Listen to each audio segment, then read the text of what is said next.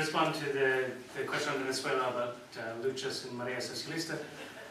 First of all, for people who have no idea what these things are, Maria Socialista was a far-left Trotskyist organization in Venezuela, which split into luchas and Maria Socialista. So the details of that are probably not that interesting to everyone, but what they represent is a serious question, I think, much beyond the internal disputes. So, as a point of reference, they started out inside of the United Socialist Party of Venezuela, which was under Chavez. It was formed by Chavez from above the United Socialist Party of Venezuela. They joined it with the idea that they would contribute to independent currents inside of it, which were critical of Chavismo, but which were within Chavismo, trying to push it to the left. They stayed in that party for a long time, and then I can't remember when the split happens. It's not important, a few years ago, but the point is that Maria Socialista, which is the socialist tide, the socialist wave, started to see a degeneration, a bureaucratic ossification of the process of the Bolivarian Revolution, and in particular the United Socialist Party of Venezuela, and therefore could no longer see life internal to that process, and decided to be a left opposition outside of it,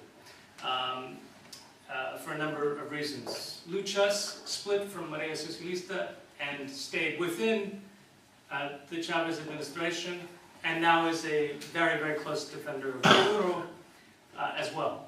So in the current context, I'll just give you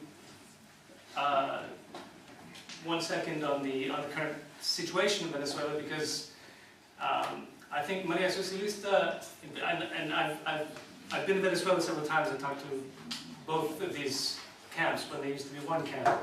I'm personally much closer to the Maria Socialista line, but this does not mean that I agree with everything they do. But what's important about their line is that they have an explanation for the massive crisis in Venezuela.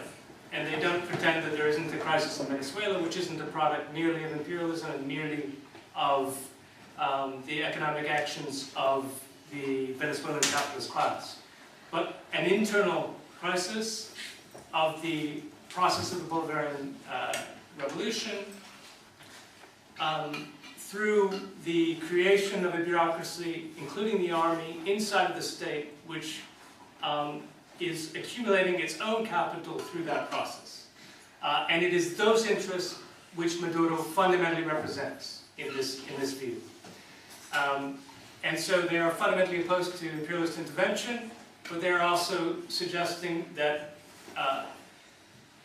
popular mobilization against Maduro cannot be reduced to the coup attempt symbolized by Juan Guaido, and that there are genuine struggles against the detriments of livelihood, 3 million people having fled the country, hyperinflation at over 1 million%.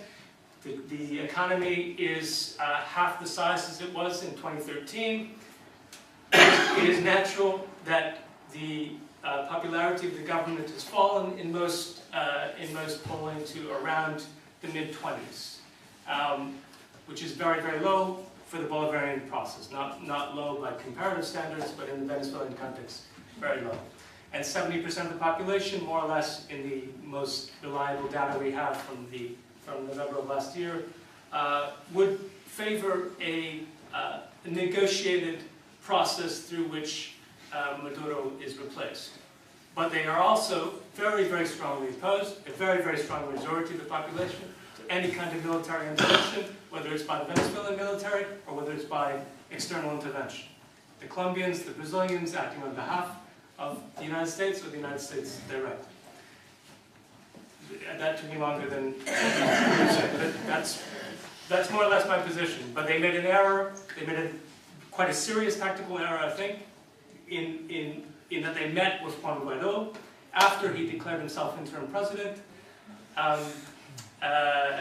But they did so explicitly, I mean, it has to be said because often this is not said, they did so explicitly with a press conference beforehand saying, we do not recognize Guaido as the president, we're not meeting him as the president, we're meeting him as a democratically elected representative of the National Assembly, not democratically elected as the leader of the National Assembly, but in a rotational system, he is the leader of the National Assembly, and they suggested that there would need to be a negotiation in order to institute the constitutional process for a popular referendum, which is legal in the Bolivarian Constitution 1999.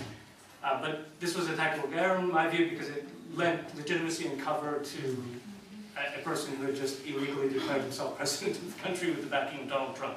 That was a mistake. Yeah.